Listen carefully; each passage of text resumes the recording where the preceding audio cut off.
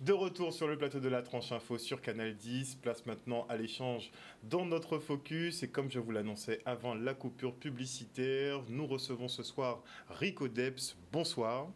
Bonsoir Harold.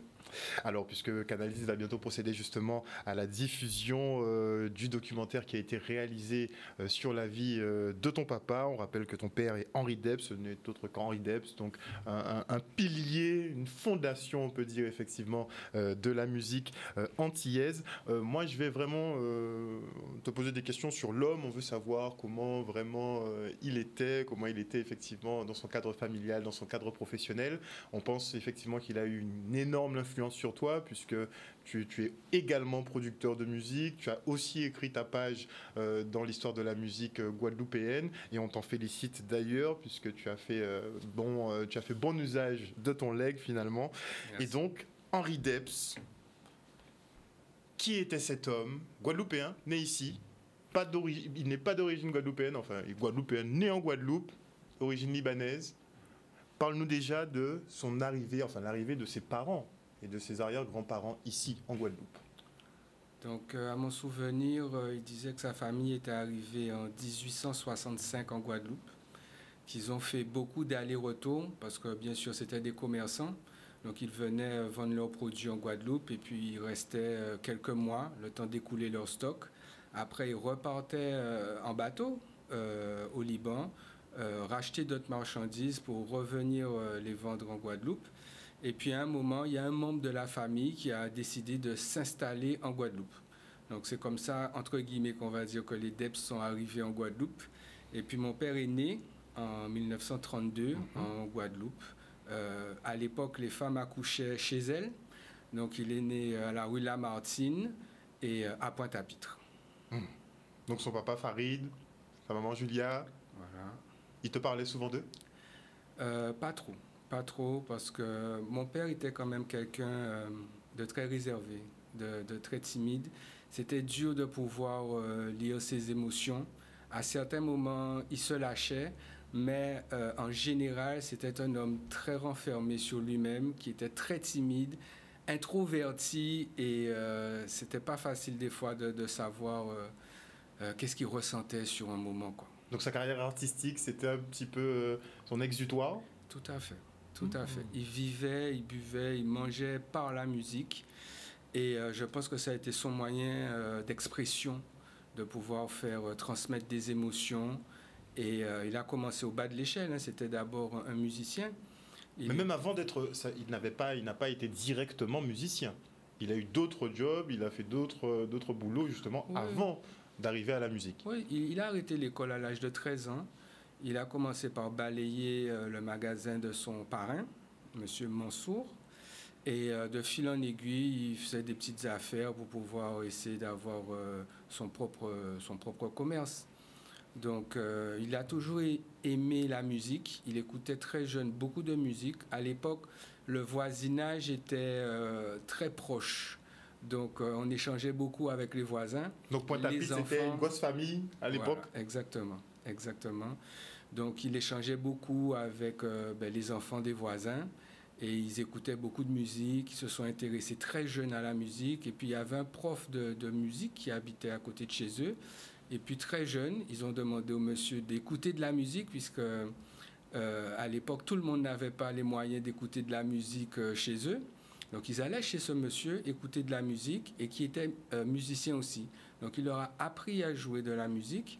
Et puis, tu as des Henri Debs, Édouard Benoît, Émile Antil, qui sont sortis comme des artistes reconnus en Guadeloupe et ailleurs aussi. Il y avait tout à faire à cette époque-là, en fait. Vraiment. Ils ont créé, ils ont lancé, ils ont mis en avant l'industrie musicale. Et ce qui est vraiment extraordinaire, c'est que partir de zéro et faire la musique guadeloupéenne atteindre le niveau qu'elle a aujourd'hui, c'est une ascension fulgurante. Il faut dire qu'en 60 ans, on pense que c'est long, mais c'est court pour pouvoir faire une industrie musicale, être reconnue à ce point aujourd'hui. Et tout ça a commencé donc dans l'arrière d'une boutique, son premier studio. Effectivement, c'était à l'arrière-boutique de son magasin, sous un escalier où ils avaient bricolé quelque chose. Ils avaient acheté une table de mixage, une piste à l'époque. Donc il fallait que tout le monde joue en même temps et que le chanteur exécute sa chanson aussi. Si quelqu'un se trompait, il n'y avait pas le choix, il fallait tout recommencer. C'était pas les conditions d'enregistrement de maintenant. Ouais. La technologie a énormément évolué et simplifié les choses.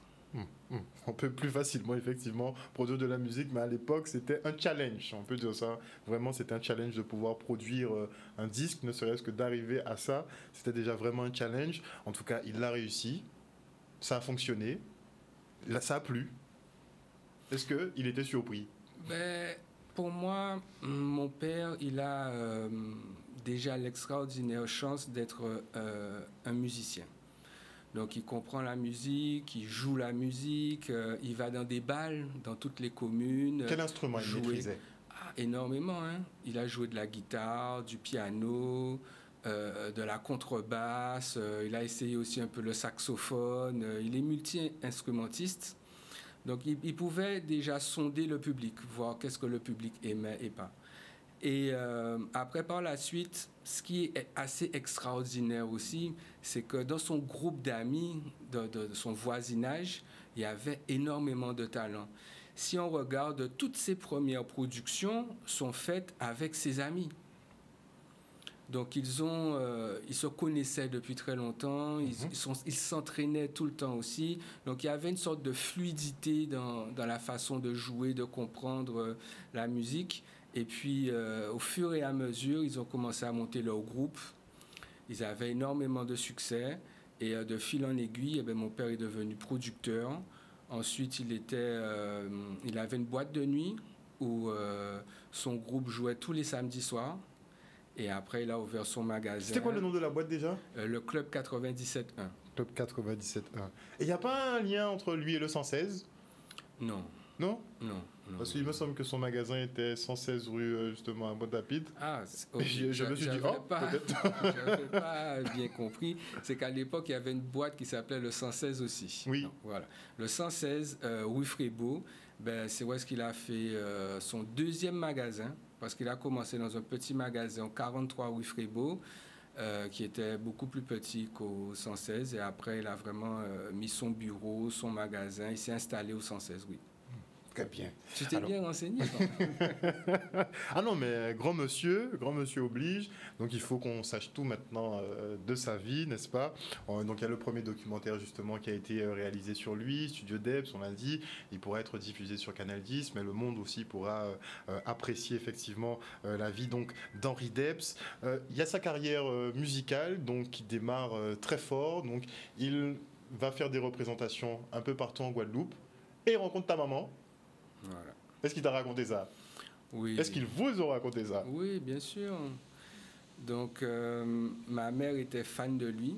Elle le connaissait à travers sa musique, elle appréciait beaucoup.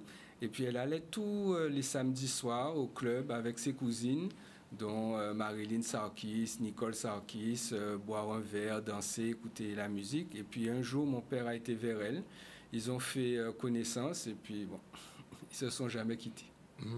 Apparemment, elle a été un gros soutien aussi pour le début de sa carrière. Pas au début. Mon père a commencé seul. Enfin, quand elle l'a rejoint.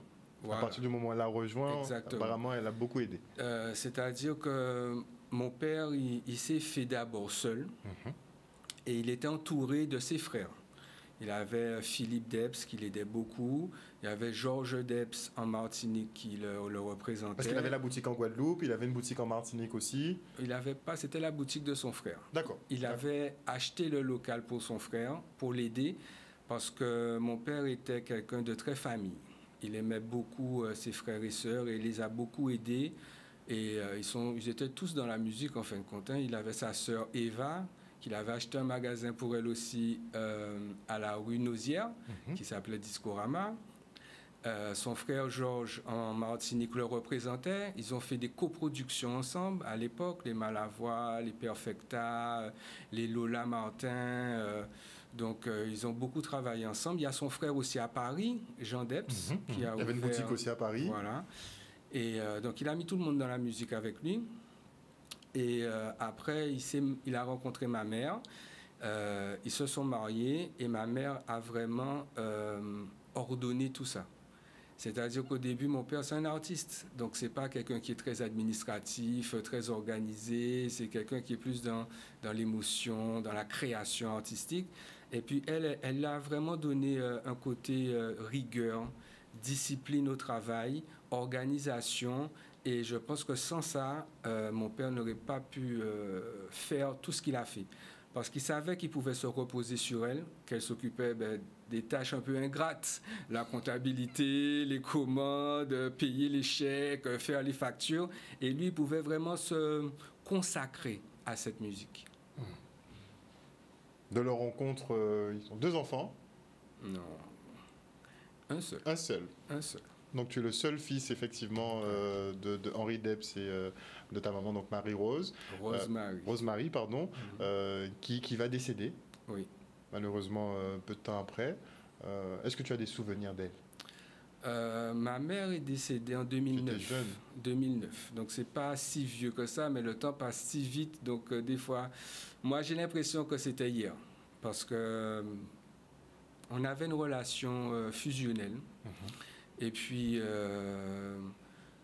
à son décès, ça a été une période très difficile. Mon père a été très marqué, j'ai été très marqué, mais on a eu quand même la chance d'avoir de très bons moments et qui sont gravés à jamais dans ma mémoire. Ah bon, je ne vais pas te dire trop de ressasser ce passé-là parce qu'il est un peu douloureux. Mais en tout cas, après ta maman, finalement, c'est toi qui as pris le relais aux côtés de ton papa. Pas vraiment. Pas sur l'aspect administratif, ça c'est sûr. Pas sur l'administratif. J'ai essayé de le soutenir parce que, bon, tu sais, mon père, il était âgé. Il a toujours essayé de gérer son business, mais bon, après un certain âge, c'est difficile de suivre tout ce qui se fait sur le moment. C'est difficile de tenir la baraque. On est un peu dépassé par les événements. Et j'ai jamais voulu lui enlever son leadership. J'ai toujours voulu, au contraire, le soutenir, l'aider à faire son travail. Et j'ai vraiment pris la suite à son décès, en 2013. Très bien. On va revenir encore un petit peu en arrière, puisqu'il y avait la carrière finalement d'Henri Debs en tant qu'artiste, mais il y avait aussi une grosse partie production, puisque c'est lui qui a mis sur orbite je crois les 3/4 des artistes guadeloupéens a priori, de ceux qui ont percé à l'époque. Alors il a géré Zouk Machine, Malavoie, Max Séverin, Francky Vincent, Tania Saint-Val, Éric Brouta, Georges Plonquit, Luc Léandry, et il en manque. Beaucoup. Donc quasiment tous les grands noms, il a quasiment produit tous les grands noms. C'est vrai, c'est vrai. Mon père, je pense qu'il a compris l'importance de la structure. Donc, il a compris l'importance d'avoir son studio d'enregistrement. Donc, il a monté très vite des studios au fur et à mesure des évolutions technologiques et des moyens qu'il avait pour pouvoir acheter ce matériel professionnel. Donc, il était aussi quelqu'un qui était très pointilleux et qui était à la recherche de la perfection. Donc, il se renseignait toujours. Il était, à l'époque, il n'y avait pas Internet, donc il achetait des magazines professionnels de studios d'enregistrement auprès de son ami, M. Jazor, à la Richelle-Cher. Et puis, c'est comme ça qu'il était au courant de tous les nouveaux matériaux qui sortaient. Donc, il les commandait, il perfectionnait son studio, il apprenait aussi, parce qu'on vous donnait des fois des petites techniques d'enregistrement par rapport à ce matériel. Et le fait qu'il ait un studio d'enregistrement avec une qualité professionnelle, je pense d'ailleurs que c'est son studio qui était le premier studio professionnel en Guadeloupe. Donc la qualité qui pouvait sortir de ce studio attirait beaucoup les artistes. Donc pareil, ses propres titres plus ceux de ses amis, je répète, étaient vraiment au top pour l'époque. Donc maintenant, tous les autres artistes rêvaient d'avoir cette qualité, donc ils venaient le voir. Et apparemment, il faisait venir aussi des personnes de l'étranger. Après un certain moment, mais ça c'est longtemps après. C'est dans les années 80, où là il a carrément refait complètement le studio aux normes les plus pointues. Donc il a fait appel à un ingénieur américain, Bob Katz, qui est venu pendant un mois en Guadeloupe pour pouvoir faire le studio comme les studios américains. Et son but, c'était vraiment de sortir donc de la meilleure qualité possible. Ah oui, mon père, c'était un acharné. C'est quelqu'un que, tant qu'il n'avait pas touché son objectif, il n'arrêtait pas. Et lui, c'était son mot d'ordre, c'était la qualité, la qualité, la qualité. Et on le sent bien sur les disques, hein, parce qu'il y a beaucoup d'artistes aussi qui n'étaient pas produits par mon père et qui lui demandaient de mixer leur album. Donc, ils sortaient de Paris ou de Martinique. Ils leur disent, Monsieur Debs, le son de votre studio, c'est le meilleur son de zouk que j'ai jamais entendu. Et ils venaient, mon père mixait leur album dans le studio et ils ont toujours été très satisfaits du travail qui a été effectué. Donc je pense que c'est cette recherche de la qualité absolue qui a fait beaucoup sa publicité ou sa communication, puisqu'à l'époque, on n'avait pas les mêmes réseaux sociaux, les mêmes moyens de mettre en avant son travail. C'était ta réputation qui parlait pour toi. Voilà. Donc, comme les artistes étaient toujours très heureux des conditions d'enregistrement et de la qualité sonore de leur album, eh bien, son travail parlait pour lui et les gens venaient le voir. Et lui, il a surtout eu le flair de pouvoir bien choisir quel artiste il allait produire qu'il pensait qui correspondait le mieux aux tendances de l'époque.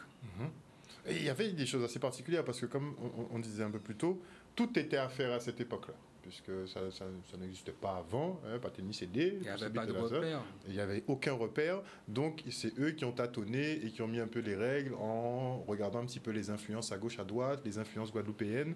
Ils ont fait leur sauce et ils ont produit effectivement de nouveaux types musicaux, ils ont produit ce qu'ils ont produit.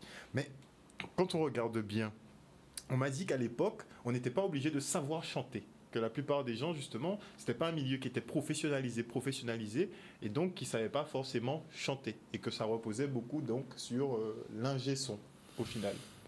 Moi, je ne suis pas trop d'accord avec cette théorie, parce que mon père m'a toujours dit, moi, si un chanteur ou une chanteuse d'ailleurs chante faux, je ne vais jamais la produire. Donc, au contraire, je pense qu'aujourd'hui, toute l'évolution technologique permet à des gens qui ne sont pas de bons chanteurs ou bonnes chanteuses de ressortir avec un titre qui est écoutable. Et on dit que même qu'elle chante juste. À l'époque, il fallait vraiment avoir un vrai talent. La machine ne transformait pas la voix. C'était vraiment pratiquement du direct. Après, au fur et à mesure, quand les consoles dans les années 80 ont commencé à être plus perfectionnées, que mon père a pu en avoir une, on pouvait travailler en termes d'effets, mais pas modifier la voix d'un chanteur. Et puis, malheureusement, à cette époque, bon, aujourd'hui, c'est toujours valable. Je trouve que nous, en Guadeloupe, on ne reconnaît pas qu'être musicien, qu'être artiste est un travail qui demande beaucoup de sacrifices et qui demande beaucoup de travail personnel, d'entraînement pour pouvoir effectuer des performances vocales ou artistiques. Et souvent, on entendait ça quand j'étais jeune. Ah, et lui, qu'est-ce qu'on va faire de lui? Bon, allez, il va finir chanteur ou il va finir artiste. Un genre comme si c'est la voie sans issue. Alors qu'au contraire, ce sont des gens qui avaient énormément de talent, du talent à l'état brut dans les années 50, 60, 70. Et au fur et à mesure, après, avec les nouvelles technologies, on peut faire un chanteur ou une chanteuse chanter mieux que ce qu'elle fait en réalité, quoi.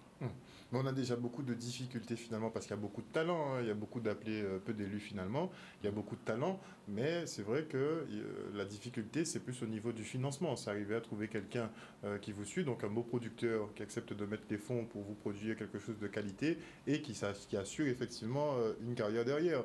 Mais à l'époque, il n'y avait pas 150 000 personnes en fait qui pouvaient jouer ce rôle-là. Alors ça, c'est quelque chose que j'aime toujours dire. Henri Debs a fait un travail extraordinaire pour la musique et la culture guadeloupéenne, mais il n'y avait pas que lui. Il y avait M.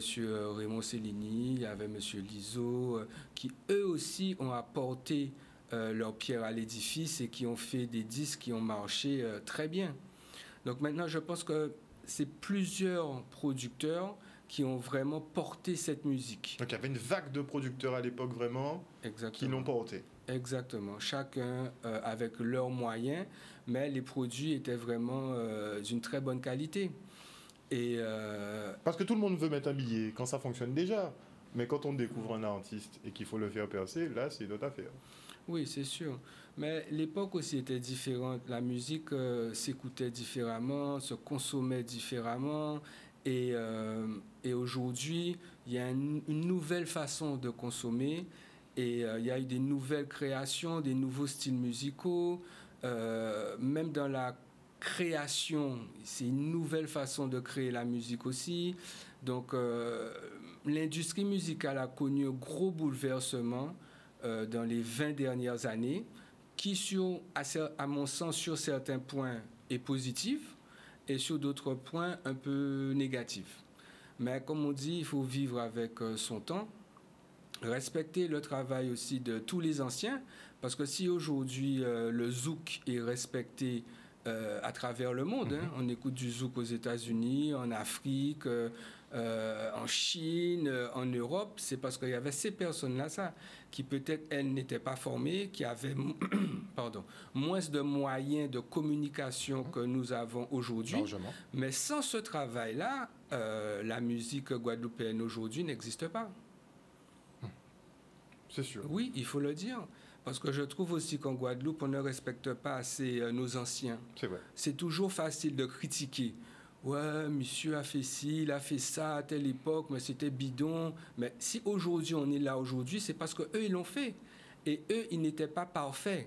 Ils avaient leurs défauts, ils avaient leurs qualités, mais ils ont cru en cette musique. Ils se sont donné les moyens à l'époque qu'ils avaient pour pouvoir la faire être ce qu'elle est aujourd'hui.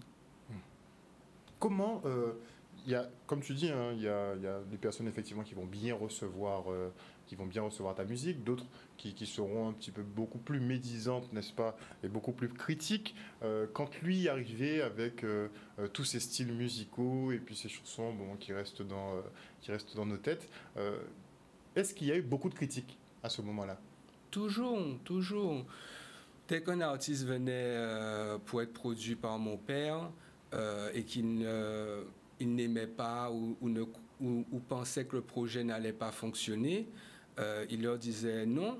Et puis voilà, cette personne-là allait répéter à 100 personnes, qui allait répéter à 1000 personnes. Oui, Henri Depp, c'est un tocard, il ne veut pas me produire. Regarde les chanteurs qui produisent, ils sont nuls, moi je suis meilleur qu'eux.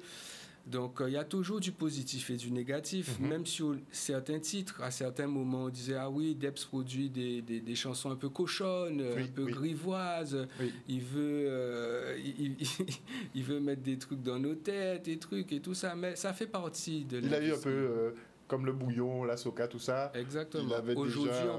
on pourrait comparer ça au bouillon, qui est une musique Et très encore, c'était plus sexuelle. subtil. À l'époque, c'était ce qu'il faisait à l'époque, c'était plus subtil déjà quand même. Hein. Oui, mais l'époque est différente. On C'est ne peut vrai. pas vraiment C'est comparer vrai, ce c'est qui se faisait dans les années 60 et aujourd'hui en 2020. Donc, moi, je pense que c'est kiff kiff bourricot. Suivant le mode de vie de l'époque et notre mode de vie aujourd'hui, ce qu'il faisait, ça se rapprochait du bouillon. Et j'ai même une anecdote à te raconter. Mon père était le premier producteur de Francky Vincent. Il a enregistré un projet avec Francky Vincent. Après, toute la Guadeloupe, façon de parler, est venue le voir. Il lui a dit, comment Henri, tu peux produire un gars comme Francky Vincent, mais tu vas pas écouter les paroles et tout, c'est sale, c'est malpropre, ces trucs, tout ça. Mon père a cassé son contrat avec Francky Vincent. Il a dit, Francky, je suis vraiment désolé, mais la critique est vraiment très dure et je ne souhaite pas continuer notre collaboration. Ils se sont quittés en bons termes parce que Francky a compris que mon père était un petit peu sous la pression médiatique, populaire, que c'était peut-être trop avant-gardiste pour cette époque, et ils ne se sont jamais fâchés. Quelques années après, Francky, il a produit ses propres musiques, ses propres chansons, et de fil en aiguille, il a fait un et même plusieurs disques d'or et de diamants signés en major en métropole. Donc c'est pour te dire comment des fois la critique négative, c'est compliqué. Oui, c'est vrai. Et ça peut empêcher justement de progresser et d'atteindre certains niveaux. Bien sûr. Si peut-être il avait eu moins de critiques négatives, il aurait continué à travailler avec Francky Vincent et peut-être qu'ils auraient été même encore plus loin. Mais pour te dire qu'il avait bien senti que Francky avait un potentiel, qu'il avait un talent, et entre guillemets, la pression populaire, tellement que les retours étaient négatifs, il a arrêté de travailler avec lui. Donc surtout dans la musique, on est toujours face à la critique positive ou négative de la population. C'est eux qui décident si un titre est tube, n'est pas tube. C'est ça. Si le style convient sur le moment. Des fois, il y a des chansons extraordinaires qui sont faites à un moment, et puis les gens ne comprennent pas la musique. Les gens pensent que le gars il est à côté de ses chaussures, alors que c'est lui qui est dans le vrai. Et c'est des années après que les gens se disent « Ah, mais tu te rappelles, un tel avait fait tel titre. » Même de nos jours, le titre, il est d'actualité. Donc, on est un peu confronté toujours au jugement populaire. Et c'est très dur d'être artiste et d'être producteur, et de plus en plus, parce que les tendances changent tellement vite. Maintenant, on a accès aussi à tout ce qui se fait dans le monde. Grâce à Internet, on peut écouter des titres jamaïcains, des américains, des français, des titres africains, des titres européens. Et puis, on a cette proximité avec tout ce qui se passe en temps réel dans le monde.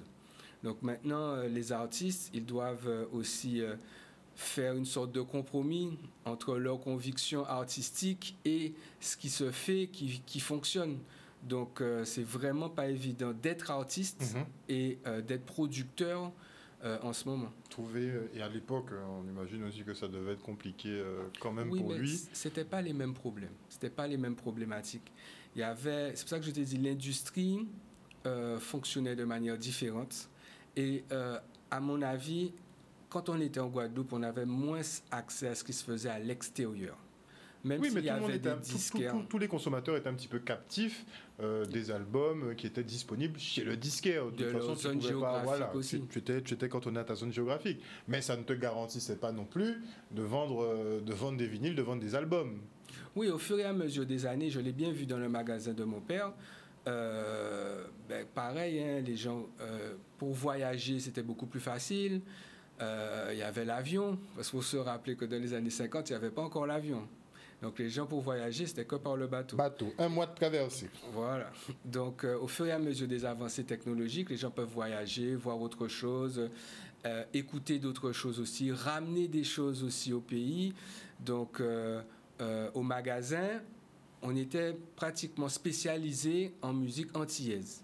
Et au fur et à mesure des années, on a dû développer d'autres marchés, ouvrir des rayons de musique de salsa, de merengue, de variétés françaises, de variétés américaines, et jusque pratiquement à la fin, où là, on n'était plus disquaire antillais, mais on était un disquaire comme n'importe quel disquaire dans le monde.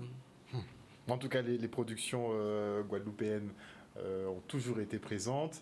On l'a dit, hein, il a travaillé, je pense, quasiment avec tout le milieu musical guadeloupéen qui était présent dans les années 80. Et il a même côtoyé PSE. Bien sûr. Bien sûr. Mais raconte-nous, dis-nous. Des fois, on met des trucs dans la tête des gens qui sont complètement faux. Et même des artistes que mon père n'a jamais produits faisaient partie de son cercle d'amis. Donc, lorsqu'il venait en Guadeloupe, il passait soit au magasin, soit au studio. Même des fois, on les recevait chez nous, on mangeait ensemble et ils discutaient parce qu'ils avaient des affinités artistiques qu'ils ont développées et qui respectaient aussi le travail de tout un chacun. Patrick Saint-Éloi a même enregistré une chanson pour mon père gratuitement. Mon père lui a demandé « Mais Patrick, il faut que je te paye ». Il m'a dit « Non, non Henri, c'est un cadeau que je te fais pour tout le travail que tu as fait pour la culture guadeloupéenne. » C'est suite au décès de ma mère, mon père a fait une compilation qui s'appelle « Les stars chantent Rosemary ». Et puis il a demandé à Patrick d'interpréter une chanson. Patrick a accepté tout de suite et il a dit « Henri, je l'enregistre gratuitement pour toi ». Et ça a beaucoup touché mon père. Donc il avait, même si au-delà du professionnel, il avait aussi ses relations personnelles, effectivement. En général, les artistes, ils se comprennent entre eux. Ils se comprennent. Bon, malheureusement, c'est pas le cas avec tout le monde, mais en grande majorité, les artistes se comprennent. Ils ont cette sensibilité qui fait que lorsqu'ils discutent, ils échangent, il y a une certaine proximité qui se crée assez rapidement. Après, il y a les déçus, comme tu disais tout à l'heure, il y a forcément des déçus. Il a quand même monté un empire musical, donc on pense bien qu'on se fait quelques ennemis au passage. Bien sûr. Il a eu quelques petits soucis. Est-ce que tu as souvenir justement de ce qui s'est passé? Non, mais il y a toujours eu des soucis avec mon père. Il y a eu des procès, il y a eu des paroles, il y a eu des histoires. Mais moi, je suis quelqu'un, je n'oublie pas. Mais j'essaie toujours de rester sur le positif. Parce que pour moi, c'est donner un pouvoir à des gens malsains sur moi-même. Donc moi, j'essaie de plutôt garder le positif qui m'aide tous les jours, qui me motive, qui me donne envie de continuer dans ce métier. Et puis tout le reste, j'y pense pas. Je ne me focalise pas sur une parole ou une histoire ou quelque chose. Je les laisse dans ces pensées négatives et mon père était comme, enfin j'étais comme mon père, parce que s'il fallait qu'il s'attarde sur tout ce qui a été dit sur lui, il serait devenu fou, hein. Il serait devenu fou. Donc moi je me permets de dire qu'on fait comme on le sent, que ça plaise ou que ça plaise pas, c'est pas grave. Mais on fait et on assume nos choix, nos décisions. Et la critique, des fois, elle est la plupart du temps infondée. Alors, il y a cet aspect-là, donc il y a l'aspect production, il faisait énormément de choses, c'était quelqu'un de très réputé dans le milieu musical, mais aussi dans l'agglomération pointoise, tu nous l'as dit, c'était quand même une grande famille. Mais comment ça se passe pour un descendant de Libanais, finalement, de s'imposer dans un milieu antillais, puisqu'il est né en Guadeloupe, certes, il est guadeloupéen, ça c'est sûr, mais quand on voit effectivement donc un Libanais, un descendant de Libanais qui vient et qui prend le lead de la musique antillaise, comment ça s'est passé ça? Ça s'est bien passé, ça a été bien perçu, il y avait des critiques déjà à l'époque? Oui, il y a eu beaucoup de critiques sur les origines de mon père. Et des fois, à la maison, il était très, très, très affecté sur le coup quand il entendait ce que les gens pouvaient dire et tout. Et après quelques jours, il me disait, moi, je fais de l'avant, hein, je les laisse parler, je fais mon travail, c'est ce que j'aime, c'est ce qui me... Mais on lui disait quoi? Il vient voler le marché? Non, certaines personnes disaient que comment ça se fait que ça soit un Libanais. Enfin, on disait même pas Libanais parce qu'il y a toujours eu une certaine confusion entre Libanais et Syriens. Ils disent, ouais, Syrien là qui a volé culti à la Guadeloupe, Syrien là qui a exploité nègre, Syrien là qui a fait ci, Syrien là qui a fait ça. Et des fois, ça le touchait parce qu'il savait qu'il faisait tellement d'efforts pour pouvoir faire un travail de qualité, mettre en valeur la culture guadeloupéenne et que des gens, juste par rapport à sa couleur de peau ou ses origines, essayaient de le décrédibiliser et essayaient de nuire au travail qu'il faisait. Mais comme je t'ai dit, hein, il ne s'est pas arrêté à ça.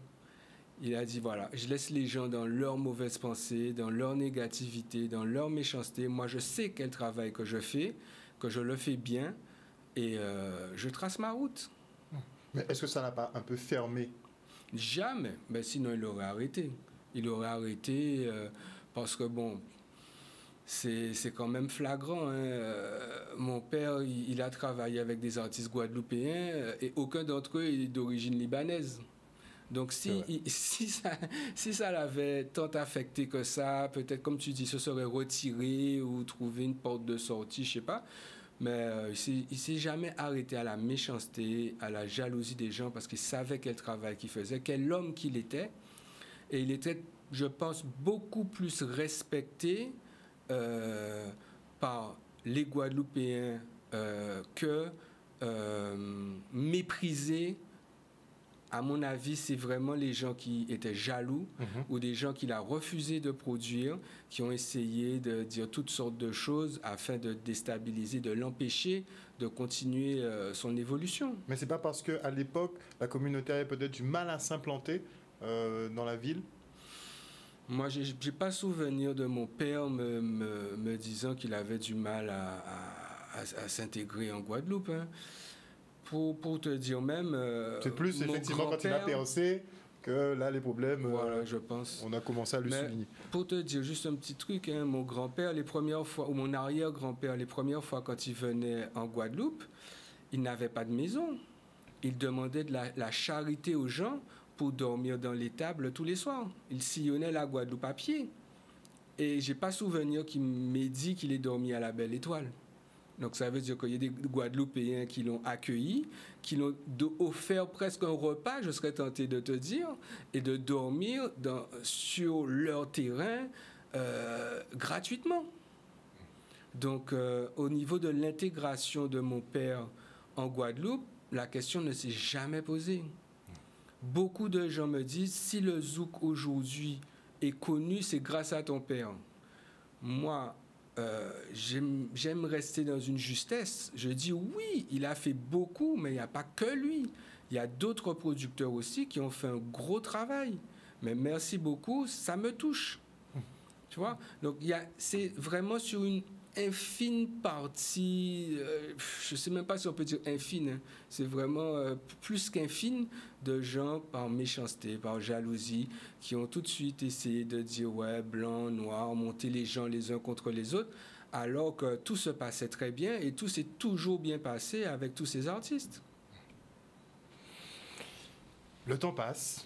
Il y a les évolutions qui se sont faites, il s'est implanté dans le milieu musical. On est passé du vinyle, après c'était les cassettes, après c'était CD, après c'était MP3. Enfin bon, et maintenant on est en transfert.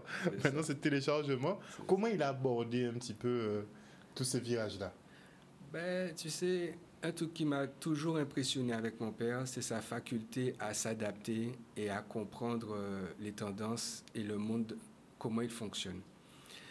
Parce que être producteur pendant plus de 50 ans, il y en a vraiment très très peu. Et si tu regardes, que ce soit dans les années 50, 60, 70, 80, 90, il a toujours eu des artistes au top. Parce qu'il y a beaucoup de productions à l'international, hein, même pas forcément en Guadeloupe, qui n'ont pas su traverser ces époques, ces âges. Donc on dira peut-être que dans les années 50, la production qui fonctionnait, c'était X. Dans les années 60, c'était Y. Dans les années 80, c'était un tel. Mais lui, il a vraiment eu cette sensibilité de comprendre le public, de comprendre la musique, de savoir qu'est-ce que le public attendait, bien choisir les artistes qu'il fallait pour toujours rester au top. Mon père a connu le déclin avec les nouvelles technologies numériques. Le CD, c'est vraiment... non, le CD, ça se passait très bien. C'est après le CD. Après le Juste CD, après le quand CD. on a commencé à arriver à l'ère numérique et qu'il était à un âge très avancé. Tu vois ce que je veux te dire? C'est vraiment... et ça peut se comprendre. Après un certain âge, on est un petit peu déconnecté de ce qui se passe, on est moins proche du public, on connaît moins bien les tendances, mais sur ces 50 années de production, il n'y a pas une année où il n'a pas produit des tubes. Et ça, c'est extraordinaire. Et sur sa carrière, je crois on est à 6000 titres. Oui, il est a un catalogue quand son même énorme. catalogue, voilà, il y a 6000 titres à la SACEM. Et pareil, il n'est pas resté uniquement sur des productions guadeloupéennes. Il a produit énormément d'artistes martiniquais, des artistes de la Dominique aussi. Il y a pas mal de groupes haïtiens aussi, dans les années 70 qu'il a enregistré. Donc ça te montre encore comment, avec sa sensibilité, il a vu l'émergence des musiques. Et c'est vraiment extraordinaire d'avoir une longévité dans le milieu artistique, parce qu'on sait, et c'est de plus en plus comme ça en plus, la durée de vie d'un artiste ou d'une production est de plus en plus courte. Parce qu'avec le rythme de production, c'est difficile de pouvoir être présent, proposer des produits qui correspondent à la demande du public aussi. Les choses s'accélèrent. Donc, c'est vraiment, il a eu le flair de vraiment comprendre ce que le public voulait. Et il a fait tout ce qu'il fallait autour pour pouvoir répondre à cette demande qui fait qu'il a traversé les âges. Hein. Est-ce que, déjà, est-ce que le catalogue reste la propriété des studios DEPS? Et au-delà, est-ce que tu vas t'assurer que ça ne quitte pas le territoire guadeloupéen, puisque j'ai remarqué que il y a des gros catalogues en fait qui atterrissent dans les mains des Anglais, souvent beaucoup d'Anglais qui achètent nos catalogues Zouk, nos catalogues de musique traditionnelle. Donc est-ce que c'est toujours la propriété de DEPS et est-ce que tu t'arrangeras pour que ça reste toujours ici? C'est-à-dire qu'il faut comprendre tout le monde. Moi, je ne suis pas dans le jugement.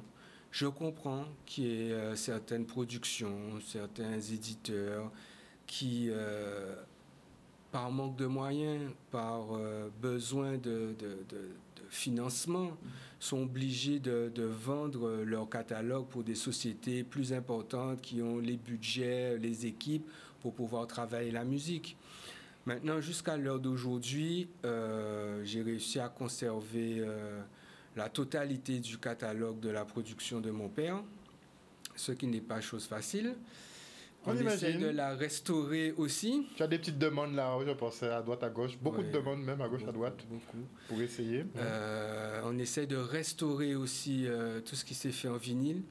On les numérise, on les nettoie, on leur donne un petit coup de mastering aussi pour pouvoir bientôt les proposer sur les nouveaux supports numériques. Mais il faut le reconnaître, déjà nous avons un marché de niche qui est vraiment compliqué. Et si tu regardes bien, toutes les grandes productions de l'époque qui ont fait l'âge d'or du Zouk, il n'en reste qu'une seule, c'est la production d'Eps. Et je serais tenté de te dire malheureusement, parce qu'on a besoin aussi de diversité.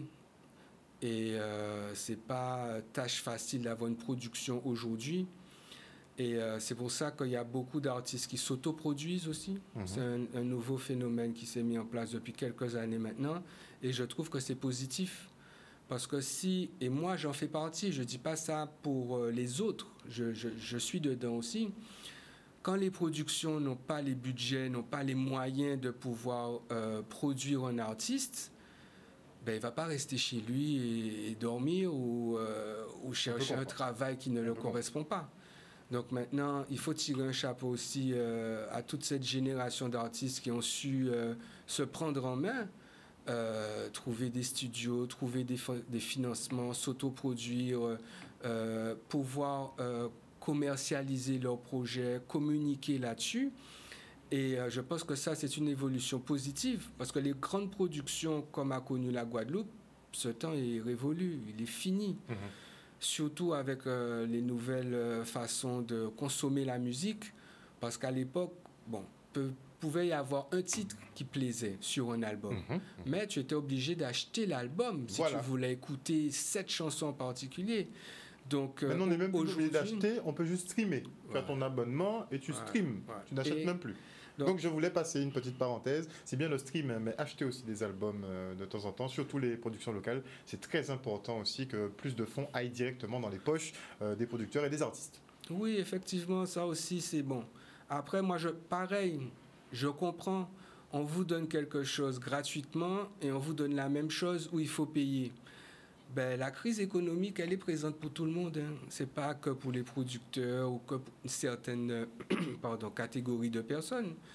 Donc, je comprends, vous avez le choix entre pouvoir avoir ce titre gratuitement et payer quelque chose.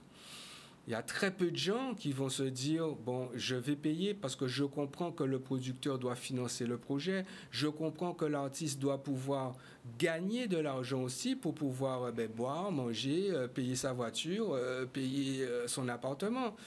Donc après, peut-être même, c'est pas volontaire. Ils ne le font pas dans le sens que oui, je prends la musique gratuitement, tant pis pour tout le monde. C'est peut-être un manque de moyens aussi. Oui, Internet permet de l'accessibilité finalement et l'accès à tout le monde, bon, petite, moyenne bourse. Mais moi, je pars du principe, pour ceux qui peuvent consommer, on devrait effectivement plutôt flécher nos budgets sur des productions locales. Et c'est pas. Enfin, moi, je prends mon exemple. Moi, je vais acheter un petit album de temps en temps. Tu as 7 euros, tu as entre 7 euros et 10 euros pour quelque chose qui rentre dans ta bibliothèque à vie, en fait.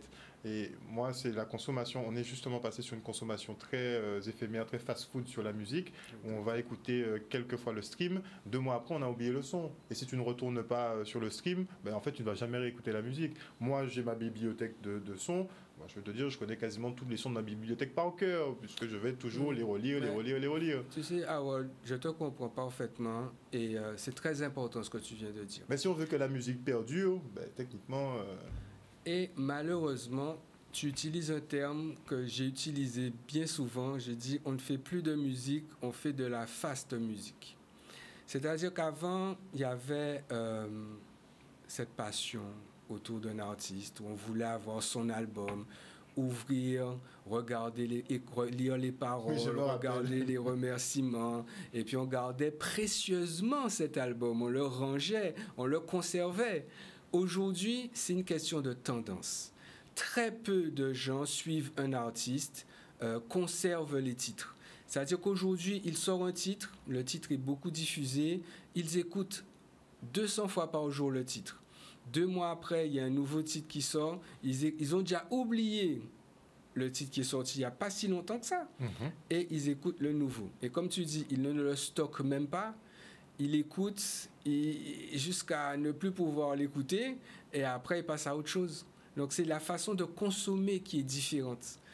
Et je trouve ça dommage, parce que moi, j'aimais bien cette époque du CD où tu découvrais un petit peu l'être humain, la personne. Il y avait toujours des petites photos, il y avait toujours un petit texte, même si c'était peut-être des remerciements. Il y avait les coffrets aussi, il y avait des coffrets spéciaux sympas.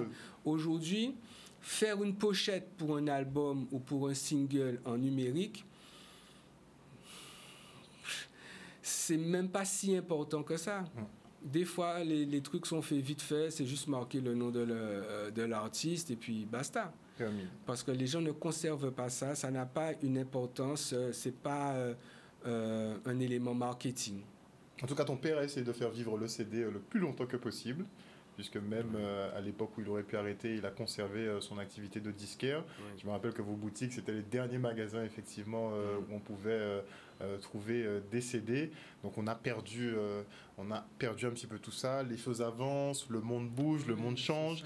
Tu parlais justement de sa faculté à voir un peu les tendances qui pourraient se faire.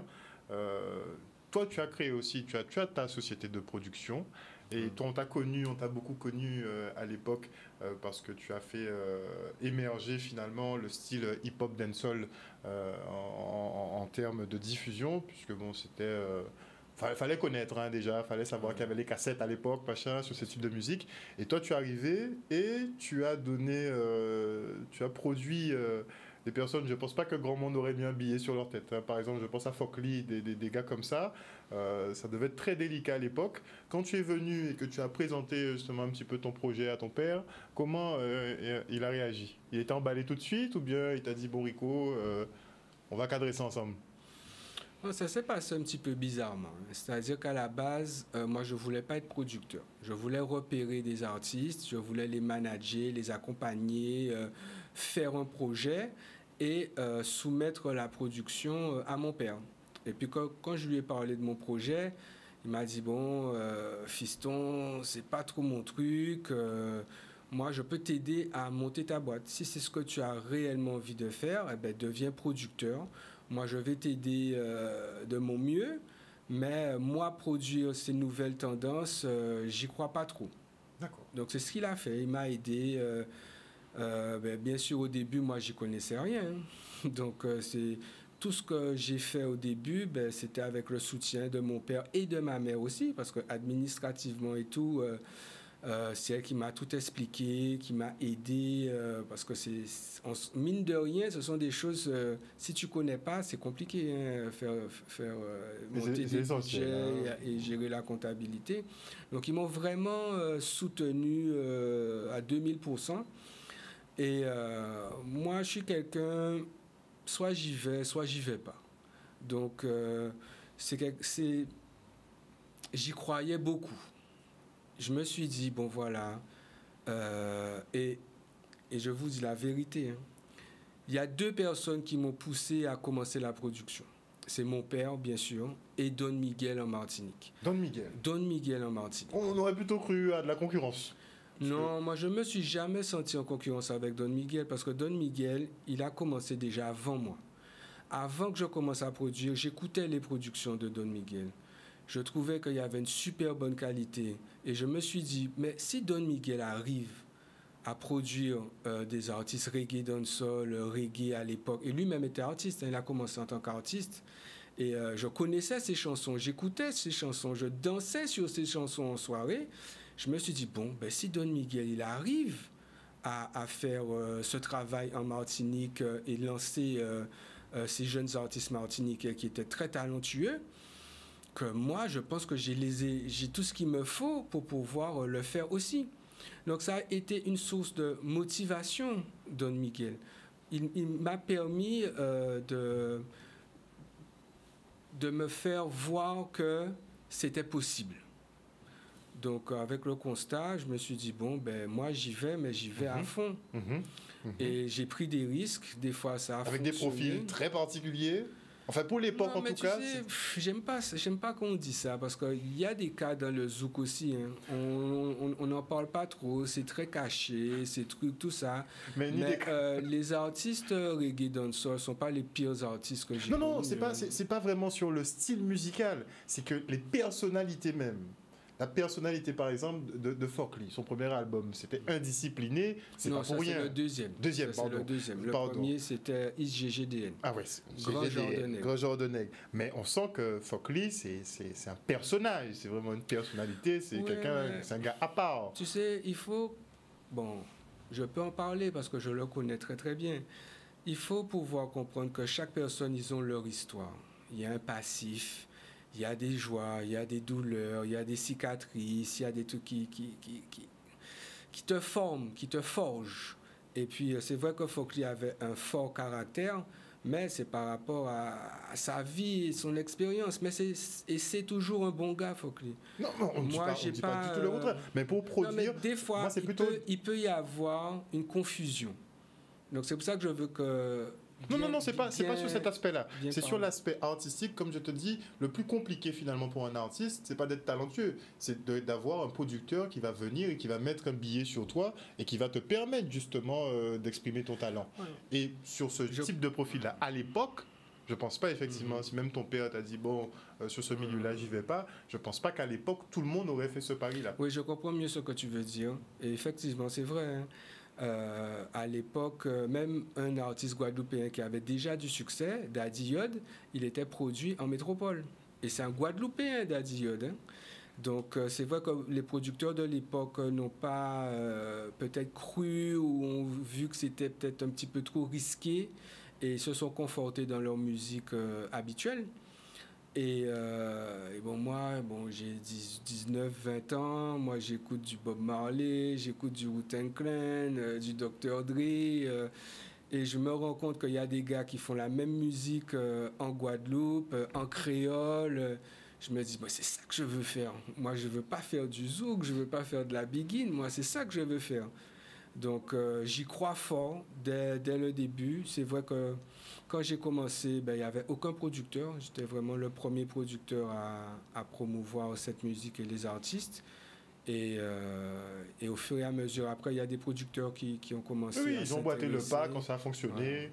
Tout le monde a commencé à emboîter le pas et on a vu plusieurs artistes qui ont commencé à émerger de différentes productions. Ouais. Mais c'est vrai qu'à la base, pour l'avoir vécu, comme toutes les personnes de ma génération, quand ce type de groupe-là est arrivé, notamment les Enokan et consorts, ça a changé l'univers musical ici en Guadeloupe, en fait. Oui, c'était une véritable révolution. On voyait des choses. C'est vrai, comme tu dis, c'est comme si on avait...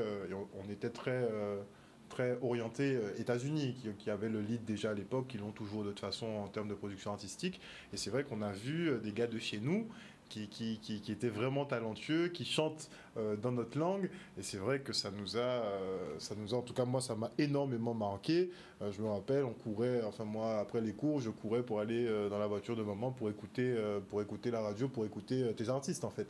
Donc vraiment, il y a eu, pour moi, les studios d'Eb, c'est 2 phases. Donc il y a eu la phase Henri Debs Ier, n'est-ce pas, qui a développé donc le zouk, la biguine, quadrille, enfin toutes les musiques traditionnelles locales de l'époque. Et dans un deuxième temps, donc il y a Henri II du nom justement qui est venu sur scène. Impulsé par ton papa, parce qu'effectivement, s'il n'y avait pas eu, Monsieur Debs, peut-être que tu n'aurais pas justement fait cette carrière-là. Donc, il y a eu une suite, une continuité, pas forcément sur les mêmes styles musicaux, mais en tout cas, il y a une continuité.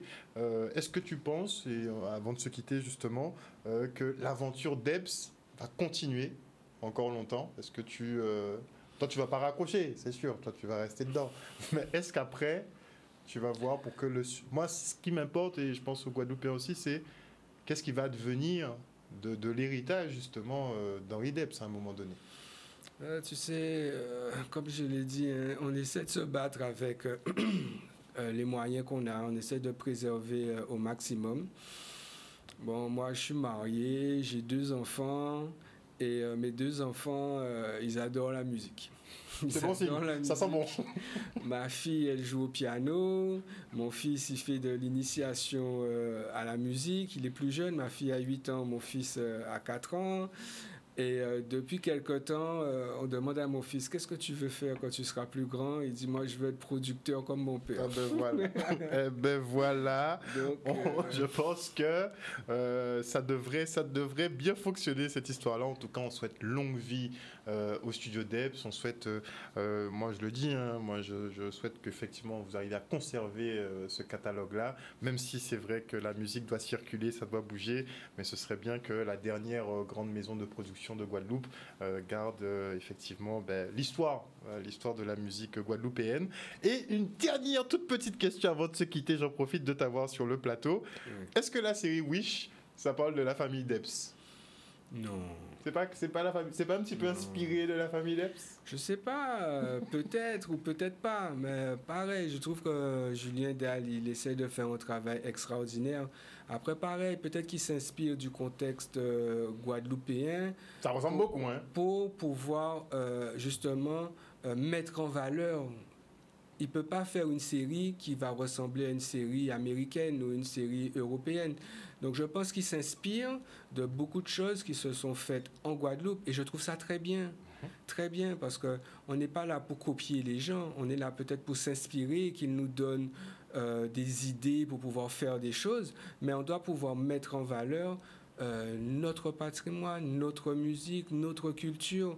Et je trouve qu'il fait un travail extraordinaire.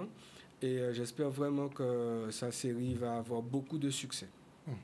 On va voir ça, puisqu'il y a d'autres épisodes justement qui doivent être en tournage, mais en tout cas, ça parle d'une grosse boîte de production musicale basée ici en Guadeloupe. On a un conflit entre l'ancienne génération d'artistes qui étaient produites et la nouvelle génération d'artistes produites. Bon, ça...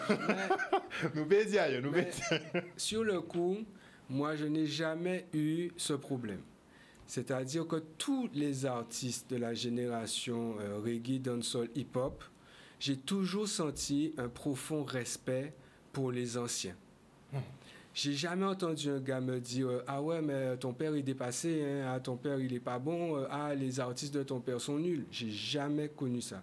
Au contraire, tous les artistes de la jeune génération qui sont venus au studio, j'ai toujours senti qu'ils avaient un profond respect. Et ça m'a toujours beaucoup touché. Et d'ailleurs, je leur ai dit, c'était Monsieur Debs, Madame Debs, même si tu leur dis, tu peux m'appeler Henri, tu peux m'appeler Rosemary. Non, c'est Monsieur Debs et c'est Madame Debs. Et j'ai trouvé ça beau et fort.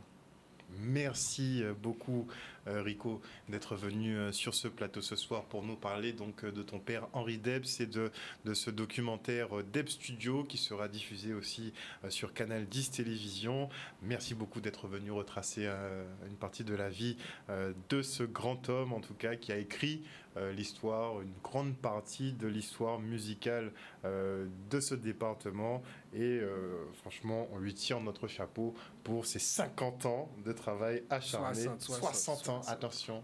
6 décennies, c'est énorme, c'est énorme. En plus, il a réussi à faire quelque chose qu'on rate souvent, c'est la transmission. C'est arrivé à faire une vraie transmission, une vraie passation. Et comme je le dis, je souhaite que le studio Debs traverse le temps, donc on attend la nouvelle génération. Merci encore, Rico. Moi aussi, je tenais à te remercier de me recevoir et de faire cette interview. Et ça s'est vraiment très bien passé. Et je te suis très reconnaissant. Franchement, il n'y a pas de quoi. C'est moi qui dis merci. Une bonne soirée à vous sur Canal 10.